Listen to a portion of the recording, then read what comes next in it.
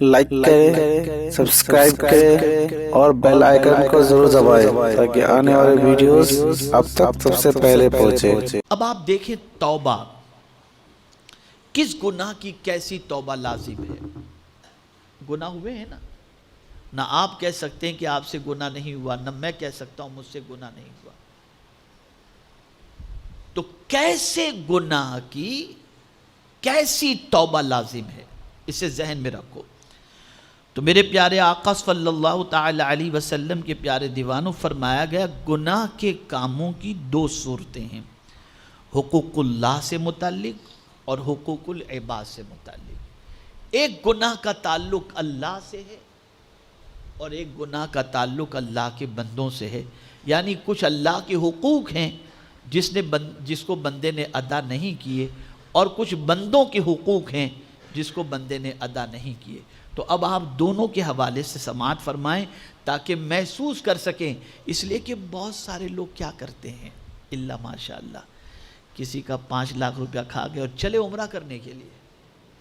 تو میرے پیارے آقا صلی اللہ علیہ وسلم کے پیارے دیوانوں، بہت سارے لوگ ایسے ہیں جو لوگوں کے پیسے کھا گئے اور چلے گئے عمرہ کے لیے، چلے گئے حج کے لیے، اور لوگوں کا قرض سر پر موجود ہے اور مسجد بنانے کے لیے پیسہ دے رہے ہیں، بھائی میرے 25,000 لکھ لو، اور پتہ چلا ان پر لوگوں کا 5 لاکھ روپیہ نکل رہا ہے، اور وہ یہ سمجھ رہے ہیں کہ ہم ثواب کما رہے ہیں، ہمیں فائدہ ملے گا، ہمیں قیامت میں اجر ملے گا۔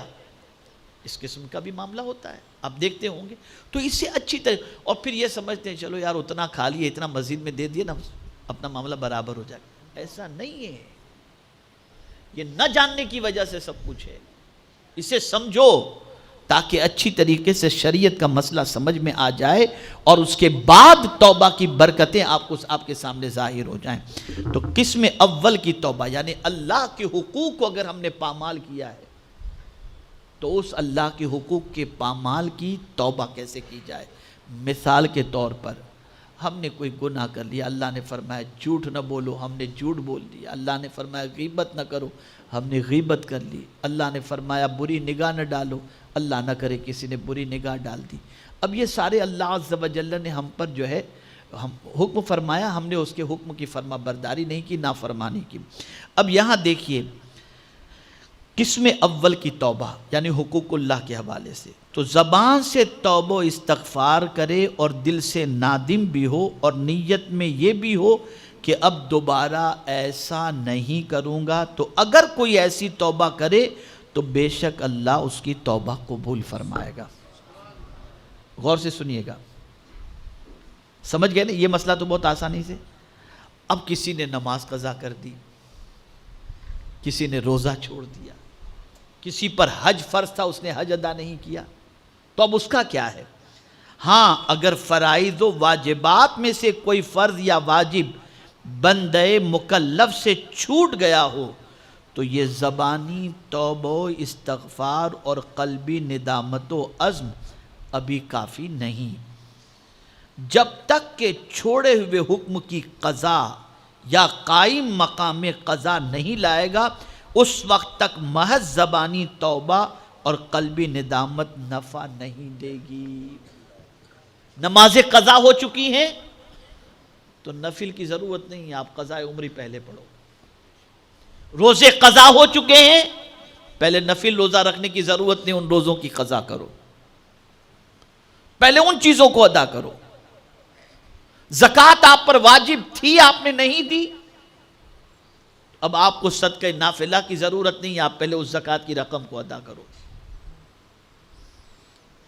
ہاں، اگر ایسا کوئی مسئلہ ہو گیا کہ اب آپ کو ایسا عذر ہے، ایسی عمر ہو چکی ہے کہ روزہ نہیں رکھ سکتے، تو شریعت نے اس کے قائم مقام جو طریقہ رکھا ہے، اس قائم مقام طریقے سے آپ اس کا ازالہ کر دیں، اور اس کے بعد اللہ کی بارگاہ میں توبہ کریں، اللہ توبہ قبول فرما لے گا۔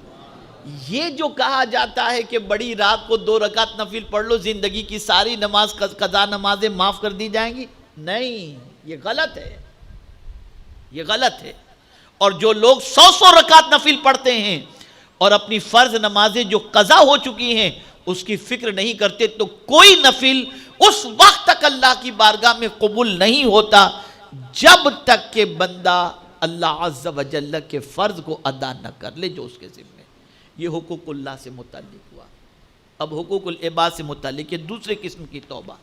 میں سمجھتا ہوں کہ حقوق اللہ سے متعلق دونوں توبہ آپ کو سمجھ میں آ گئی ہوگی. حقوق العباد سے متعلق توبہ کی کیفیت. اور رہا وہ گناہ جو تیرے اور مخلوق کے خدا کے درمیان والا ہے تو اس میں زبانی توبہ اور استغفار اور قلبی ندامت تیرے لیے کافی اس وقت تک نہیں جب تک کہ جس کا حق تو نے مارا ہے وہ تجھے معاف نہ کر دے.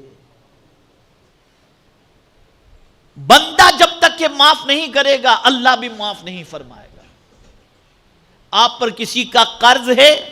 ہمارے یہاں تو یہ ہے کہ باپ کا انتقال ہوا, باپ پر قرض تھا تو بیٹا جنازے کے قریب کھڑے ہو کر کہتا ہے بھائی جن کا قرض تھا مجھ سے لے لینا یا معاف کر دو. یہ ہوتا ہے نا, ہر جگہ یہ ہوتا ہے. تقریباً جگہوں پر لوگ اس طریقے کی باتیں کرتے ہوئے. کیوں یہ آخر کہتے ہیں؟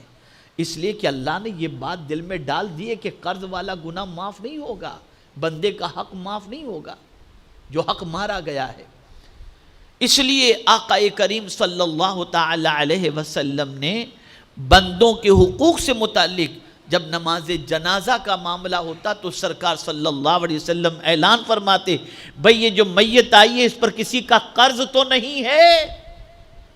یہ سرکار صلی اللہ علیہ وسلم پوچھا کرتے تھے.